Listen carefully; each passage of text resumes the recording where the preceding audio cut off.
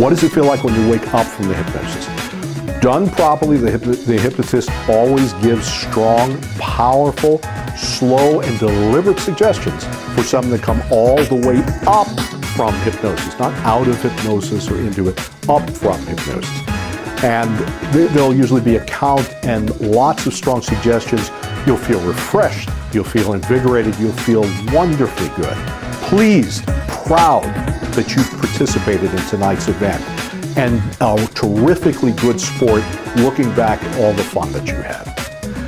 People actually have come up to me saying, so this is relaxation. Mark, I can honestly tell you, I've never been completely relaxed in my life. I had a 70-year-old, not in the show, but in my therapy room from JPL, look at me afterwards. We'd done about an hour and a half in hypnosis on an issue he was working on. And I remember him saying, oh my God, so this is relaxed. It's not better than sex, but it's just as good. And I said, sir, would you mind terribly repeating that into this tape recorder? And for about 5 years, when I did the rubber chicken circuit, you know, my free lectures at Kiwanis and Optimist to do community service, I would start with that. And I would look at people who were my age now and older, and I was young punk in my mid-20s and early 30s, and go, you know, you might not believe anything a guy my age has to say to you, but I'd like to play you Jerry's remark about his evaluation of the relaxing feeling of hypnosis. Here's Jerry, 78, retired from JPL. And out would come this voice, so this is hypnosis. This is relax. It's not better than sex, but it's right up there like that. Invariably, the house would break down. It's not what people expect. The most incredibly satisfying things that I hear, not just the same night, but weeks after, months after, can be summed up in one experience I had at the Conejo Valley Unified School District. About 15 years ago, I put on a show for their certificated employees. About 300 people, a luncheon, 20 people up on the stage. I brought what was then the videotape, now it's a DVD, of the show, because I video every single show so that everybody on stage can see it afterwards, know that they did everything appropriately, and so that we have a historical record for the group. I was bringing a copy of that for the district office. One of the women who was in the show jumped out of her cubicle when she saw me, ran across the office, looked at me, yelling triumphantly, I slept at night, I finally slept. And I'd go, Carol, that's terrific. Could you tell me the background of that statement? What you know, why is that so important to me? It's obvious, it's really a wonderful thing. She says, you don't understand. I had tremendous sciatica pain. I hadn't slept a full night in 4 months before your show. And I went up there for an hour, and I had fun, and I was deeply hypnotized, and that night, and every night since, I've slept soundly. It doesn't get any better than that for me. I gave general relaxation suggestions, general ego-strengthening, positive, good ideas to everybody on stage, and she ran with it. Primarily, she interrupted that cycle of tension which people carry around, in this case, muscle spasms and other things which kept that cycle going, and she had what I suggested, the best night's sleep of your life. And she just kept going once that cycle had been broken. I get 3 or 4 reports like that all year. It has nothing to do with me. It has to do with the person allowing themselves the freedom to regain their confidence through experience. Misunderstanding about hypnotism is if you are legitimately hypnotized, you will remember nothing. You will have complete, total amnesia for what happened. Wrong, wrong, and wrong. Is that something that's been portrayed on movies and television, and even you're thinking that's what happened when you see a stage show and you don't really talk to the people afterwards? Absolutely. Let me give you an analogy.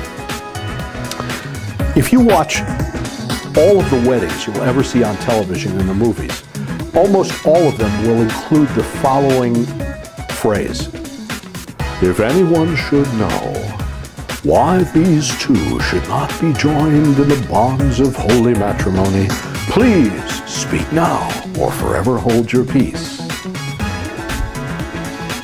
There are very few weddings in the real world where smart, intelligent, experienced pastors, ministers, rabbis, etc. will say those words. There's a reason. The reason is because somebody who came in to steal some of the cheesecake in the back of the sanctuary there will suddenly pop up from a mental institution or whatever and say, oh yeah, Iris and George shouldn't be married because they're Martians. They weren't born here, they're extraterrestrials. Not something you want to have happen during a $60,000 wedding or $20,000 wedding or a $500 wedding. Just not something that is real. Yet the stereotype in movies, in film strips, in comic books would have you believe that happens in every wedding. No. Similarly, some people have already accepted that stereotype from seeing the Roadrunner hypnotized by Wile E. Coyote or whatever and waking up and not remembering what happened. So they assume, oh, I'm going into hypnosis, I'm going to forget everything. They actually self-suggest that happen. 2, hypnotists for many years did suggest everything will disappear. All of this will be, just fading away. You won't remember a thing. They did that either directly, like I just did, or indirectly. And when you wake up and you find what a good sport you were, you'll be so happy that you took part tonight. Not actually committing to them having amnesia, but it's much sneakier. Giving them the indirect suggestion, reminding them, oh yeah, you know what you do when you go into hypnosis? You don't remember.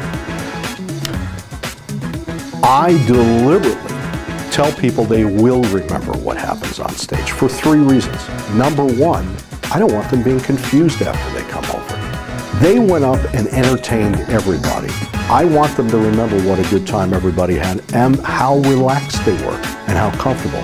Number 2, this rarely happens, but it can happen, and this is why I'm discussing it with you. Some wise guy, especially if they're into booze-gnosis heavily, and this happens more at a nightclub or something, but even during a free-spirited corporate event, will come up and tell the amnesiac person, oh, Mary, when you lifted your dress that high, that was really something because you really look terrific without a dress. What's Mary going to do now but get really not very happy about the whole situation? And 3, there's just this kind of, did I or did not, it doesn't feel good to wonder what happened. That's not good sense. So I make sure and check every person over that they're clear on what happened. And once they know there is a DVD, they're pretty satisfied anyway, because they know no one can make anything up.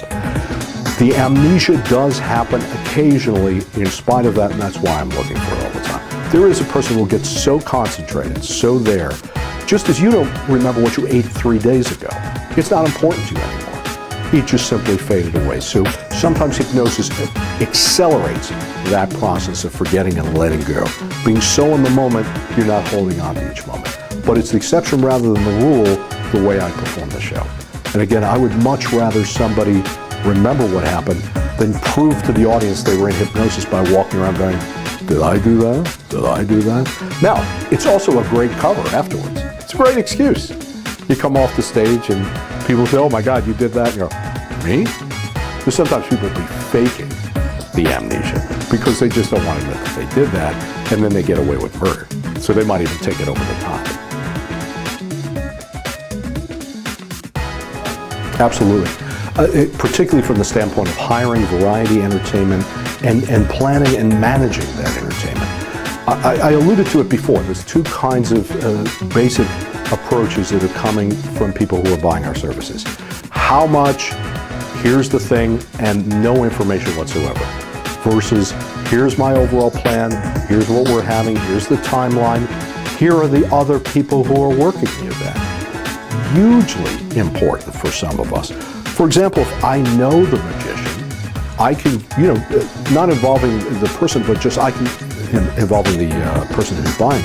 I can call up that magician and say, hey, let's coordinate so we have more of a thematic approach to this.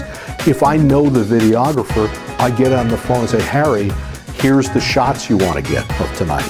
We're going to have the shoe phone. That's going to be about 10 minutes into the show. We're going to have this. The more involved I am with the vendors, with the overall look of the party, with the event planner, the more satisfied the party planner is going to be. Actually, the less they're going to do. And they're going to be putting out less fires because we're all working as a team. The top vendors are going to always figure out how to support each other and make it work.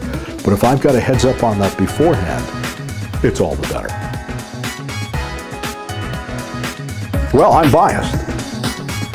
Honest to God, I think 6 months afterwards, they're going to remember my show and how much fun they had, and they're not going to remember whether it was a vegetable dip with tahini sauce or peanut butter. It doesn't mean that the food doesn't have to be great, but memories come from entertainment. I think there really is a foundation. The look, the food, and the service, the flow of the thing, and at the top is the entertainment value. That's what puts it over the top. And you don't need entertainment to have a great party. If you're going to have a party with entertainment, really put the focus on it and hire smart. Don't go cheap, whatever you do.